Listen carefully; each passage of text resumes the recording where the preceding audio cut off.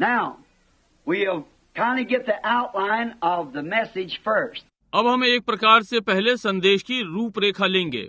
Israel was in their journey from going to Palestine, coming from Egypt. इसलिए अपनी यात्रा पर था और इजराइल और फिलिस्तीन जा रहे थे, बल्कि मिस्र से आ रहे थे।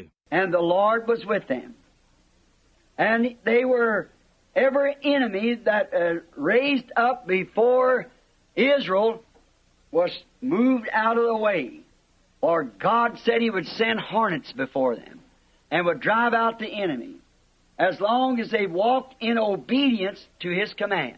और प्रभु उसके साथ था और वह हर शत्रु जो इजराइल के सामने उठा उनके सामने से हट गया, क्योंकि परमेश्वर ने कहा वो उनके आगे बर्रों को भेजेगा और शत्रुओं को भगा देंगे जब तक वे उसकी आज्ञा का पालन करेंगे। The job was never too big. कार्य कभी भी बड़ा नहीं था। The Amalekites, the giants of the day, meant nothing to Israel. अमालेकी उस समय के बड़े लोग इजराइल के लिए कोई अर्थ नहीं रखते थे। Though they were small men in stature, but they were walking in thus saith the Lord. यद्यपि वे कद काठी में छोटे थे, परंतु वे यहोवा यूं कहता है में चल रहे थे। So, no matter what the opposition was, God always seen that His words of promise never failed Israel. इसलिए कोई अर्थ नहीं विरोध या क्या था, परमेश्वर ने सदा अपने प्रतिज्ञा के वचन को देखा और इजराइल कभी असफल नहीं हुआ। And Israel of the Old Testament is the type of the bride of the New Testament, coming up out of the world, marching on the road to Canaan, or the Canaan that we go to, the millennium. पुराने नियम का Israel नए नियम की दुल्हन की प्रतिछाया है, संसार से निकलकर बाहर आ रहे हैं, कनान के मार्ग पर आगे बढ़ रहे हैं कि हम सहस्र शताब्दी में जा रहे हैं। Now we notice Moab here is a type of the church. अब हम यहाँ ध्यान देते हैं कि मोआब कलीसिया का प्रतीक है। Moab, they had just slew some kings and had routed the enemy, killed off everything, possessed the land, and moved up by Moab. और मोआब, उन्होंने कुछ राजाओं को मारा था और शत्रुओं को हराया था, हर चीज मार डाली और राष्ट्र पर कब्जा किया और मोआब से हिल गए। Now Moab was by no means a heathen nation. अब मोआब किसी भी प्रकार से मूर्ति पूजक राष्ट्र नहीं था। Moab was a nation that served the same God that Israel served.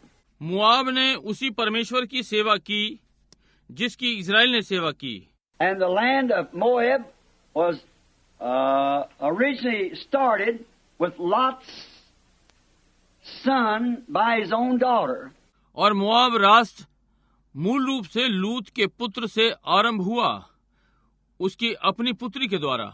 And he, being the founder of this nation, and had organized his celebrities and so forth, and made a great nation out of it, and they had multiplied and went on. और वो इस राष्ट्र का बनाने वाला हुआ और उसने अपने यश को संस्थागत किया और आदि आदि, और इसमें से एक महान राष्ट्र बना और बढ़े और आगे बढ़ते रहे। And now Israel was of the seed of Abraham, not of Lot. और अब इजराइल अब्राहम का वंश था, न कि लूत का। Israel come out of Isaac, Jacob. Israel इसहाक याकूब से आया। And Israel sprung out of those 12 tribes from Jacob, which was later called Israel because he wrestled with the Lord. और इजराइल याकूब के 12 गोत्रों से निकला, जो कि बाद में इजराइल कहलाया, क्योंकि उसने प्रभु के संग मल्ल युद्ध किया। And Moab here, now in this, and you people out on the telephones, I want to first say that I do not wish to be critical, and I hope I'm not. और यहाँ मोआब, और अब इसमें, और आप लोग जो telephone प्रणाली पर हैं, मैं पहले ये कहना चाहता हूँ कि मैं आलोचना वाला नहीं होना चाहता। मैं आशा करता हूँ कि मैं नहीं हूँ।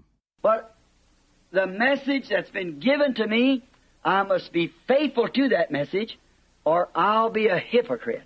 परंतु वो संदेश जो मुझे दिया गया है, मुझे उस संदेश के प्रति ईमानदार होना ही चाहिए, या फिर मैं ढोंगी होऊंगा। See, I can't say no more than what I am sent to say. देखिए, मैं उससे अधिक नहीं कह सकता जो मुझे कहने के लिए भेजा गया है। And I am thinking that the great enemy of the Christian society today is the organized churches. और मैं सोचता हूँ कि मसीही समाज का सबसे बड़ा शत्रु आज संस्थागत कलीसियाएं हैं। I do believe with all my heart that it'll finally form into the mark of the beast, which I can prove that by the Bible with God's help.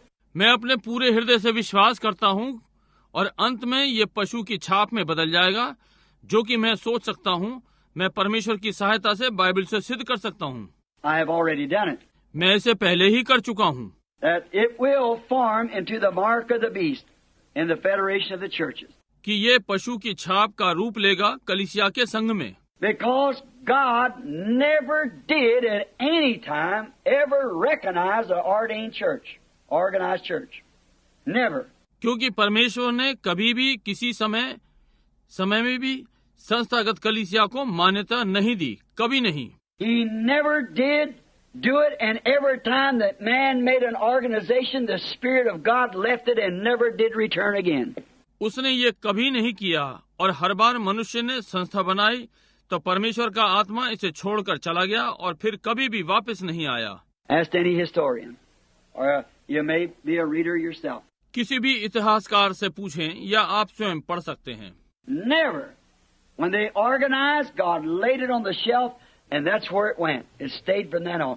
कभी नहीं। जब वे संस्थागत हुए तो परमेश्वर ने उन्हें तखाल में रख दिया और ये आ गया और इसके आगे ये रुक गया। They growed in members, but never awakening of the Spirit. Never, no more. वे गिनती में बढ़ गए परंतु आत्मा में कभी नहीं जागे, कभी नहीं और नहीं।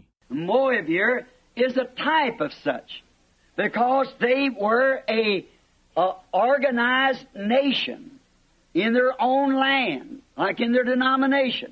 यह मोआब एक ऐसा ही प्रतीक है, क्योंकि वे संस्थागत हो गए थे, एक संस्थागत राष्ट्र अपने ही राष्ट्र में, जैसे अपने नामधारी में। And they had their own religions, and their religion was the same religion that Israel had. और वहाँ उनका अपना ही धर्म था, वैसे ही धर्म जो इजराइल का था। They were Moabites and believed in Jehovah God, but they was an organized group of people. वे मुआबी थे और उन्होंने यहोवा परमेश्वर का विश्वास किया, परंतु वे एक संस्थागत लोगों का झुंड थे। And now, as they represent the natural church, Israel represents the spiritual church in its journey. और अब जैसे वे स्वाभाविक कलीसिया का प्रतिनिधित्व करते हैं, इजराइल यात्रा में आत्मिक कलीसिया का प्रतिनिधित्व करता है। Now, Israel was not an organized nation. अब इजराइल संस्थागत राष्ट्र नहीं था। As long as they followed God, they were independent. जब तक वे परमेश्वर का अनुकरण करते रहे, वे स्वतंत्र थे। They come up sojourners, no place to go. Wherever the pillar of fire went, they went with it. वे आए, परदेसी हुए, जाने के लिए कोई स्थान नहीं, अग्नि स्तंभ जहाँ गया, वे उसके साथ गए। They were not a organized nation. वे संस्थागत राष्ट्र नहीं थे। They had an organism among them, because circumcision gave them that under the commandment of God, but never an organized nation at this time. उनके मध्य में एक व्यवस्था थी, क्योंकि खतने की व्यवस्था उन्हें दी गई परमेश्वर की उस आज्ञा के द्वारा, परंतु कभी भी संस्थागत राष्ट्र नहीं इस समय। When they finally become an organized nation, that's where they fell and rejected their Messiah. जब अंत में वे संस्थागत राष्ट्र हो गए, वहीं उनकी गिरावट हुई और अपने मसीहा को अस्वीकार किया।